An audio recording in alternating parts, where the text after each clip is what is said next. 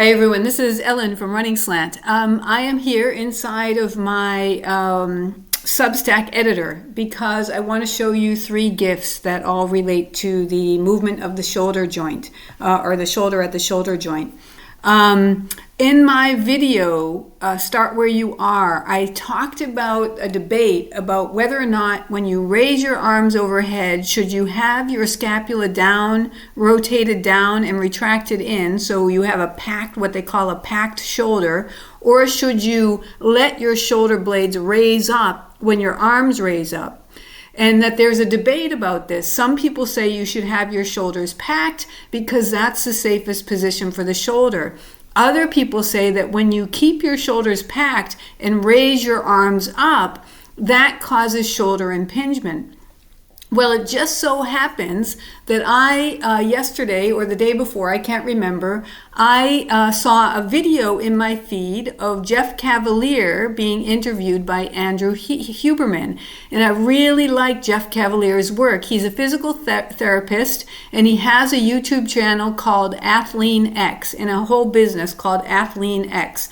And I think he's a fantastic I think he has fantastic insights into training, and I really like him. I think he's a really sincere, humble, honest human being.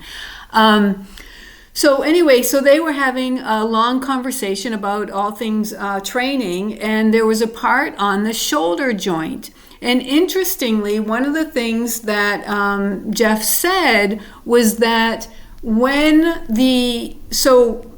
I'll give you a little bit of the larger conversation. One of the things they talked about is how he doesn't recommend the upright row, because what that does is it keeps your shoulders in internal rotation while your scapulars are going back. And as I understand it, that's not a good situation for your shoulders.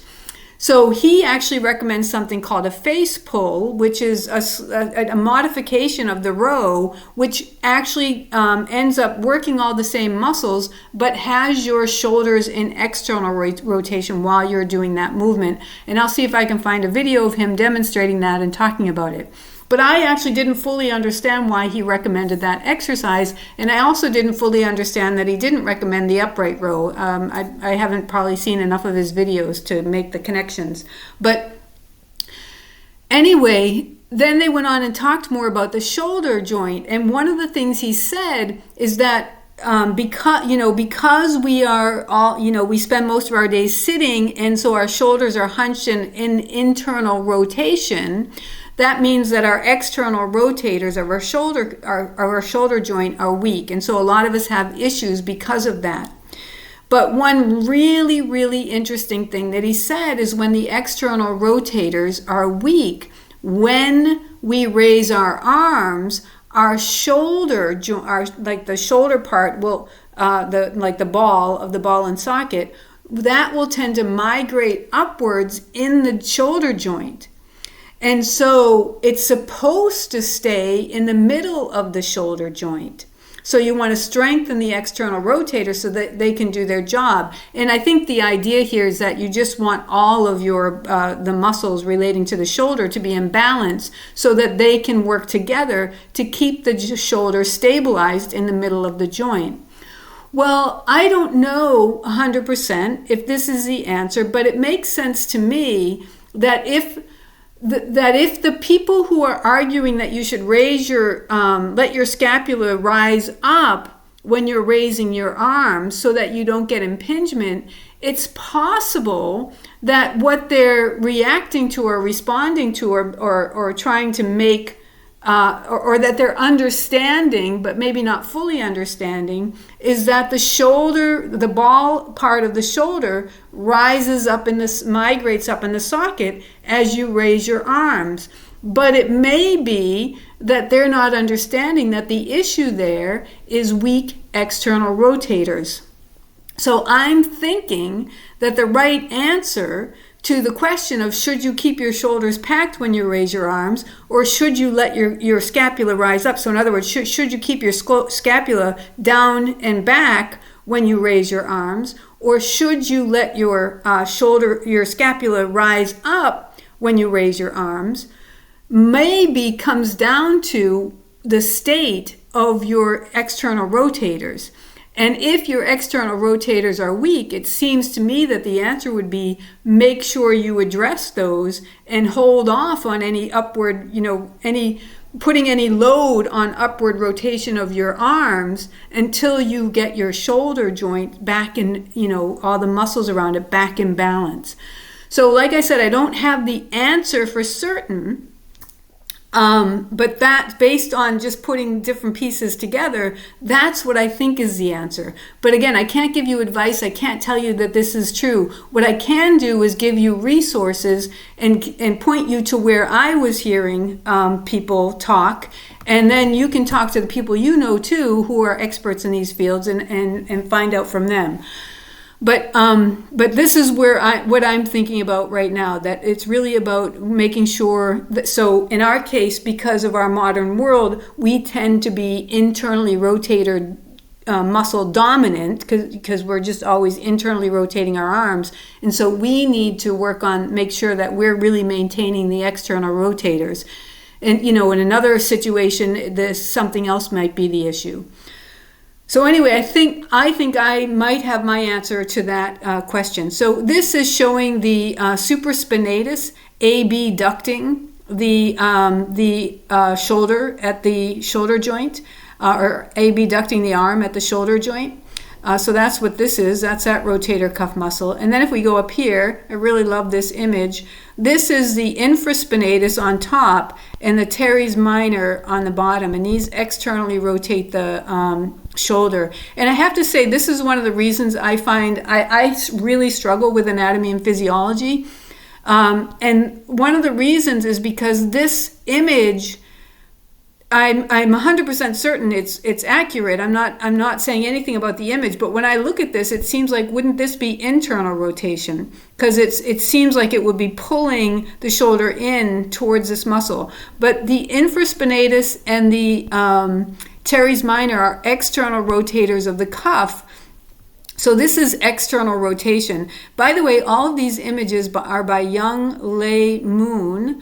And I found them on Wikimedia Commons, these GIFs. I found them on Wikimedia Commons, and I think they're wonderful. And then there's this other image or GIF of the shoulder joint. This is from a lateral view of the shoulder.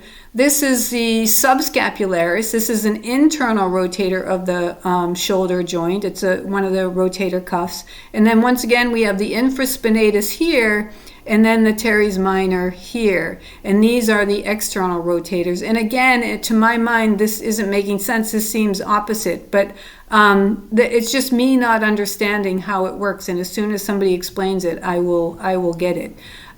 This one, for example, makes sense. Well, yes, it's pulling back, so it's abducting.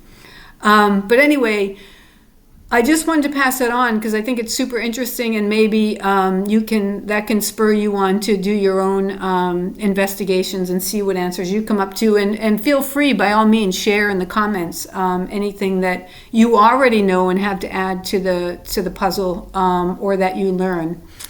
So that's what I wanted to say about that. And then the other thing, I just wanted to give you an update. One of the reasons I am not showing my face in this video is because I have a massive face rash. And every time I add vigorous breathing into my exercise routine, I wind up with massive face rashes. So it's clear my body has a lot to detox, and I just have to figure out a way to facilitate that process in a more gentle way. But I wasn't even thinking about it. The last couple of days, I'm just doing some energy exercises. And just on a whim, I started adding deep breathing into them, and I really loved it. And my breathing feels easier. But sure enough, 2 days later, I wake up in the morning and I have a massive face rash. And every single time this has happened, it's involved breathing. The other thing that I wanted to say in this video is that I'm really excited because for the first time in years, I have been able to put together a plan on something. I have tried to do that innumerable times over the years since I've been sick, and I just haven't been able to do it because I have not been able to show up for what I put down. So it was just an exercise and complete, bludgeoning myself over the head. It wasn't worth doing. And the reality was I needed to be focusing on resting, not figuring out how I was going to plan my day and that sort of thing. I just simply needed to rest. But anyway, I was inspired to create a training program for myself. I call it like a pre-beginner training program. I spent the last few weeks since I started this Substack just trying to figure out where my starting points are. And I feel like I finally landed on them. I finally realized that if I'm going to make any long-term progress, I need to deal with my shoulder issue and I need to deal with my right shoulder issue and my left hip issue. And so I designed a very beginner level program of isometric strength exercises that are focusing on those two things. And it's already helping. So I did the last week, I did that program, and I've got a 3-week block where I'll be doing the same exercises 3 days in a row, three times a week. And then on the off days, I'll just be doing a lot of restorative work of, a lot of stretching and some energy exercises and things like that. And so I'll just progress in terms of the strength exercises, the isometric exercises I'll be doing. I'll just be progressing those in terms of the amount of time I hold. And then I have planned a change-up week where I do different exercises, and then another 3 weeks of scaling those exercises a little further. This is ideally I would be mixing things up more than what I'm doing, but because I need to establish this foundation, I'm spending a little extra time on it. So, and I think it's also really happens to be a great thing because by default, I'm focusing on developing my core before I develop my core strength, before I develop anything else. And I think that will be a real good setup for anything I do down the line. So I've got essentially, a 3, 6, 7, a 7-week protocol with a what they call a deload week at the end of that. So an 8-week protocol, and it may be that I'll need to do a deload week before that is up. So I'll play that by ear, but I've scheduled it the way that I've scheduled it so far, and I'll just, like I said, play it by ear. So a deload week is when you train, you're essentially, in a lot of ways, you're building up fatigue. And so you take a deload week, you scale back on the training that you're doing so that you can give your body a chance to recover and really reap the benefits of the training you've done. Of course, you're always giving your body time to rest along the way, but if you're doing your training right, you will be building up some fatigue, and then it's just a matter of figuring out the deload kind of pattern that you need to best optimize your training. So these are things that I'm kind of just learning and figuring out, and that I hope I will be able to bring into helping other people train and figure out the best programs for them. So anyway, that's my update for now, and I will be back with another. I'm going to try to do these once a week. I may not quite be able to do that yet, but that's it may be every other week, or we'll see what happens. But I think that's all for now. So I'll leave it there. What are you doing in your training? What are you enjoying? What insights have you had? Please feel free to share. It'll be fun for all of us to be learning together.